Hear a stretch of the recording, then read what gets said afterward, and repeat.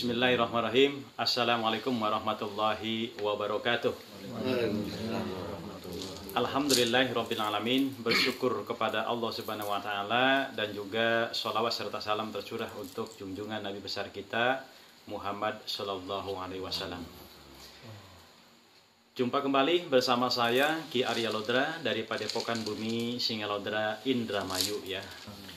Saudara, sebelum kita meditasi MKS bersama pada dini hari Selasa ini ya, saya ingin menjawab pertanyaan-pertanyaan dari beberapa orang yang WA ke saya secara langsung ya, ataupun yang komen di YouTube ya, yang menanyakan tentang bagaimana supaya bisa merasakan sensasi ketika meditasi ya.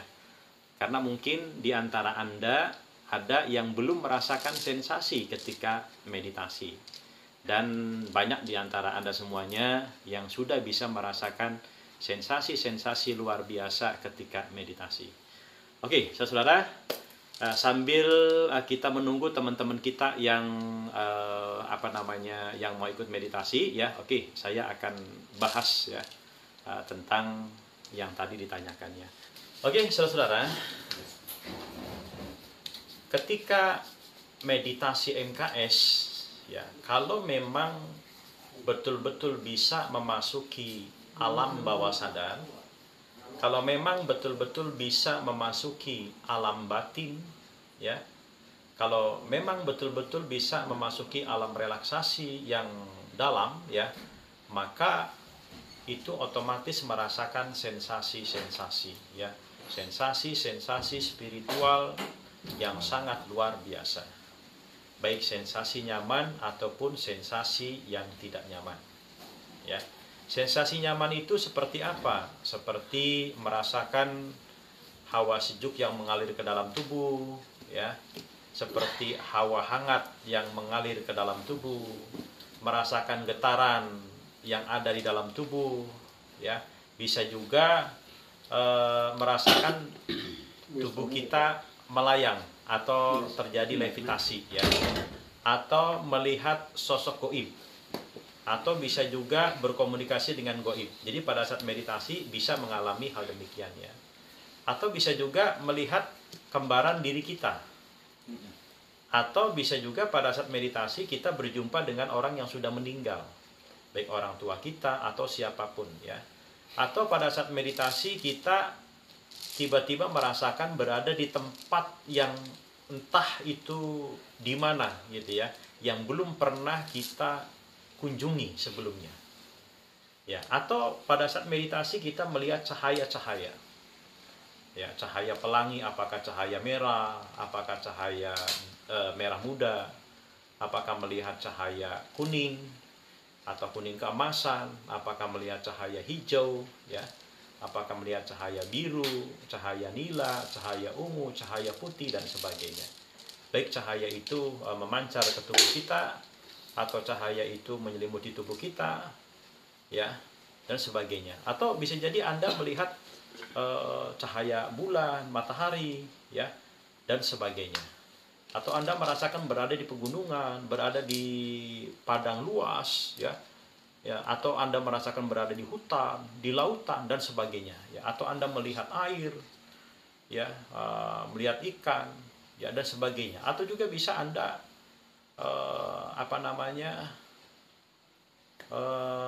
merasakan seperti fenomena Rogo Sukmo ya. Bisa jadi Anda merasakan seperti fenomena Rogo Sukmo ya. Jadi pada saat meditasi, sukma Anda entah pergi kemana, mengunjungi saudara, mengunjungi keluarga, dan kemudian terjadi interaksi seperti itu ya. Jadi banyak sekali sensasi-sensasi nyaman yang bisa Anda rasakan ketika meditasi ya. Atau bisa jadi Anda tidak menyadari lagi ya keberadaan pada saat meditasi. Meditasinya di sini nih. Nah, pada saat meditasi Anda tidak menyadari ada di sini. Merasakan tuh ada di tempat lain, bukan di sini. Nah, bisa seperti itu ya. Atau bisa juga merasakan sensasi yang tidak nyaman ya. Dan sensasi tidak nyaman ini biasanya adalah proses pembersihan daripada aura-aura negatif yang ada di dalam tubuh kita. Ya. Sensasi tidak nyaman itu seperti apa? Ya, seperti misalkan merasakan ada sesuatu yang keluar dari tubuh kita, ya, dan terasa sakit. Atau bisa juga di bagian tubuh tertentu seperti tertusuk jarum, ya. Atau merasakan sakit nyeri luar biasa di bagian tubuh tertentu. Atau merasakan getaran hebat yang sangat luar biasa. Atau bisa juga tiba-tiba sedih, menangis histeris. Atau tiba-tiba mual, muntah, ya. Atau tiba-tiba merasakan getaran hebat yang sangat luar biasa. Dan banyak sensasi tidak nyaman yang lainnya. Saudara, kalau Anda merasakan sensasi-sensasi tidak nyaman, tenang saja, ya, tenang. Yang penting mulai dari awal sampai akhir meditasi, ya, fokuskan hati dan pikiran kita hanya kepada Allah Subhanahu wa taala dan nikmati sensasinya. Sensasi apapun nikmati. Baik sensasi nyaman, terlebih sensasi yang tidak nyaman. Karena itu merupakan proses daripada meditasi. Seperti itu, ya. Ketika meditasi, tentunya ada yang merasakan sensasi, ya.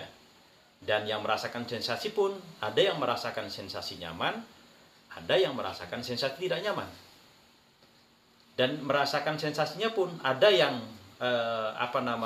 ringan, ada yang betul-betul merasakan sensasi yang luar biasa. Oke.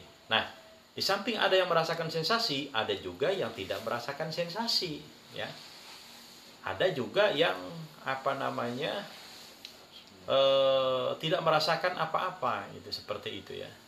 Dan yang tidak merasakan sensasi pun ada dua macam. Ada yang karena bablas ketiduran, bablas ketiduran, terlalu dalam memasuki alam meditasi. Alam kebablasan. Jadi sebenarnya itu bukan alam bawah sadar. Alam apa kan nanti? Alam kebablasan. Ya, memasuki alam kebablasan, ya. Memasuki alam tidak sadar. Nah, jadi kalau tidak merasakan sensasi itu ada dua, Tommy, ya. Iya. Bisa pada saat meditasi bablas tidur. Itu berarti masuk alam tidak sadar. Atau bisa, ya, memasuki alam bawah sadar tapi ringan, ya, masih di pintunya ibaratnya gitu, belum masuk ke dalam. Atau bisa jadi belum masuk, sebenarnya belum masuk alam batin. Nah, jadi ketika kalau saya rumuskan, ya, meditasi MKS itu, ya, kalau saya rumuskan itu ada tiga kondisi kesadaran kita, ya, yang dialami ketika meditasi MKS. Pertama, kondisi sadar, ya. Sebelum kita memasuki alam bawah sadar, memasuki alam batin, kita berada di kondisi sadar. Kayak sekarang ini berada di kondisi sadar, ya. Sadar sepenuhnya. Nah, gitu, ya. Nah, makanya langkah pertama MKS itu apa, Pak Mahendra? Langkah pertama masuk ke alam batin. Ya, tujuannya apa? Supaya kesadaran, supaya kondisi kita yang masih sadar ini memasuki kondisi alam batin. Ya, kondisi alam bawah sadar. Gitu, ya. Maka langkah pertama daripada meditasi MKS itu adalah masuk ke alam batin. Ya. Jadi kita masuk ke alam batin dulu. Nah, ketika masuk alam batin itu berarti terjadi perpindahan kesadaran dari alam sadar memasuki alam batin atau alam bawah sadar. Ya, memasuki alam bawah sadar.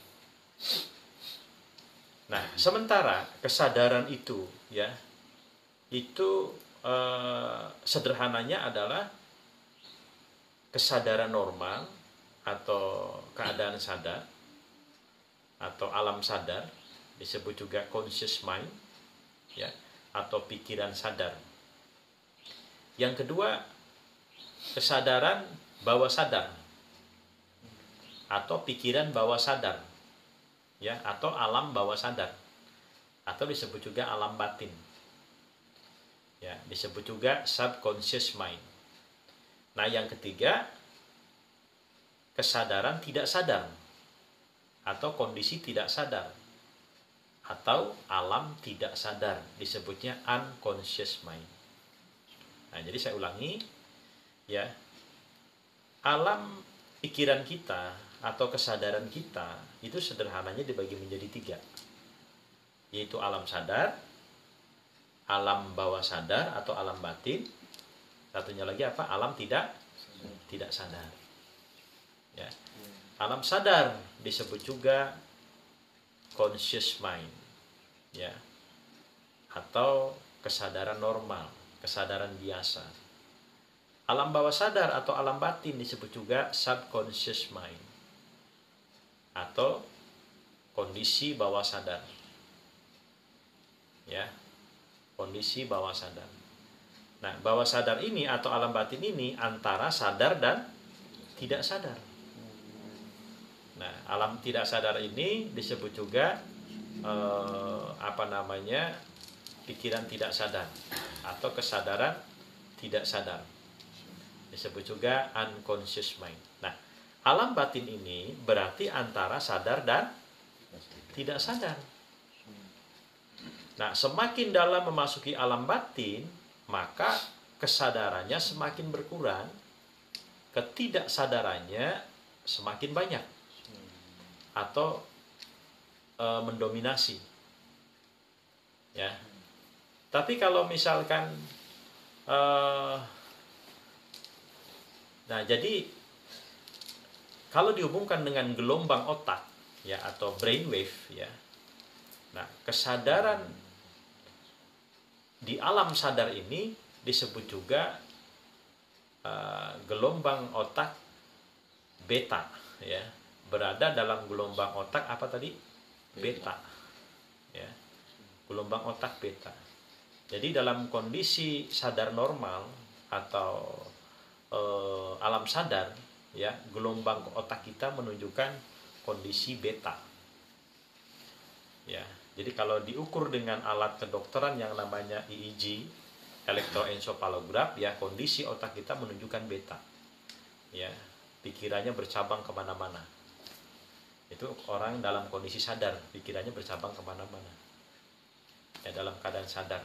Nah, ketika rileks, semakin memasuki alam batin, alam bawah sadar. Nah, semakin dalam, ya, maka semakin fokus dia.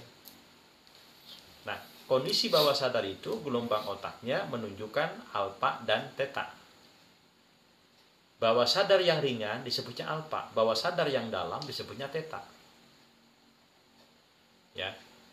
Jadi ibaratnya masuk ke gerbang alam batin itu baru masuk, ya, itu disebutnya alfa itu, ya, alfa. Ya, duduk alfa Maret Indomaret, Tommy duduk, ya. Gelombang otak alfa, ya. Kalau semakin dalam itu disebutnya theta. Nah, fenomena spiritual, sensasi spiritual, ya, semakin kita bisa memasuki kesadaran theta, maka semakin dahsyat sensasinya. Di alfa bisa merasakan sensasi, tapi ringan sensasinya. Merasakan mengantuk, ya, merasakan ringan, rileks, nyaman, itu kondisi alfa. Tapi kalau sudah masuk ke theta, itu merasakan sensasi luar biasa, merasakan tubuhnya ngambang, ya, melihat cahaya, ya, bisa menembus alam gaib, sukmanya keluar, melihat diri kita sendiri, gitu. Ya. Nah, kalau terlalu dalam sekali, jadi paradigma bablas, ya, memasuki alam tidak sadar.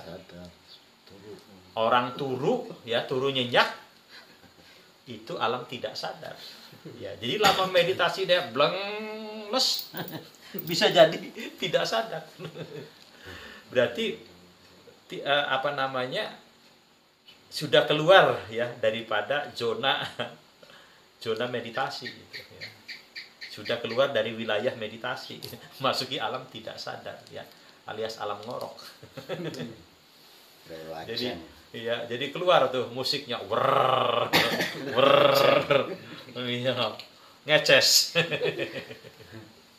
Iya. Iya. Orang ini lain selesai meditasi, ya selesai meditasi juga itu. Udah gak dibangunin ya. Iya. Nah, itu ya, alam tidak sadar ya.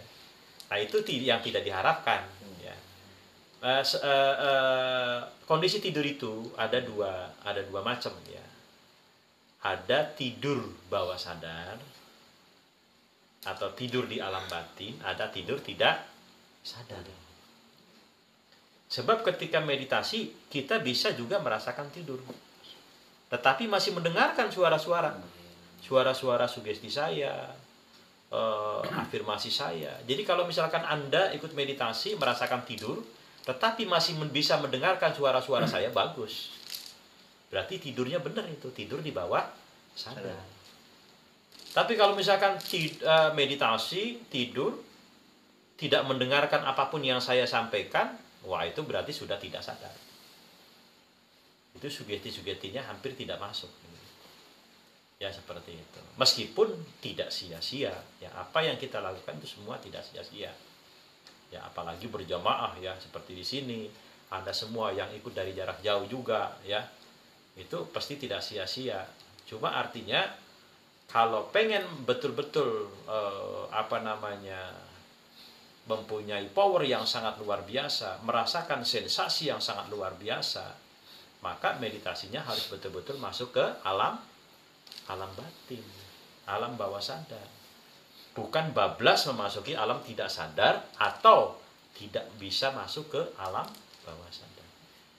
Tidak masuk ke alam bawah sadar, tidak merasakan sensasi, bablas masuk ke alam tidak sadar juga nggak merasakan sensasi. Ya. Tetapi saudara-saudara, sensasi itu bukan bukti keberhasilan. Bukan, ya. Bukan berarti yang merasakan sensasi itu berhasil. Tidak. Yang tidak merasakan sensasi nggak berhasil, enggak, ya. Enggak. Jadi sensasi itu adalah bonus. Bonus yang Allah berikan kepada kita yang yang bisa memasuki alam batin. Jadi kalau ibarat naik kendaraan, Tommy naik kendaraan dari Karangsinom ke Jakarta. Jadi orang yang masuk ke bawah sadar itu ngeliap ya, tetapi nggak tidur. Nah, sehingga setiap kejadian yang di jalan itu tahu. Misalkan ada di jalanan macet ya, ada terjadi ketabrakan ya. Ada tabrakan, ada jalan macet, ada pemandangan yang indah, itu bisa tahu gitu ya. Tapi kalau memasuki alam tidak sadar itu ibaratnya naik mobil, naik kendaraan ini tidur, Tommy. Tidur. Ya sehingga nggak tahu kejadian apapun yang terjadi di jalan sepanjang perjalanan. Tidak tahu ada pemandangan indah. Dia tidak tahu ana sing lewate meleng tom. Bro tom. No terus ya.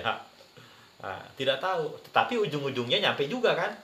Yang tidur juga nyampe Jakarta, yang nggak tidur juga nyampe Jakarta. Jadi ibaratnya kalau kita meditasi itu bablas memasuki alam tidak sadar, ibarat kata kita naik kendaraan, tidur, tiba-tiba nyampe tujuan. Ya. Kalau meditasinya masuk ke alam batin, ibarat kata kita naik kendaraan, ya, kita melihat pemandangan yang ada di sepanjang perjalanan. Sama ujung-ujungnya juga nyampe, ya. Nah, jadi sensasi itu adalah merupakan bonus yang Allah berikan kepada kita semua yang bisa memasuki alam bawah sadar atau alam batin.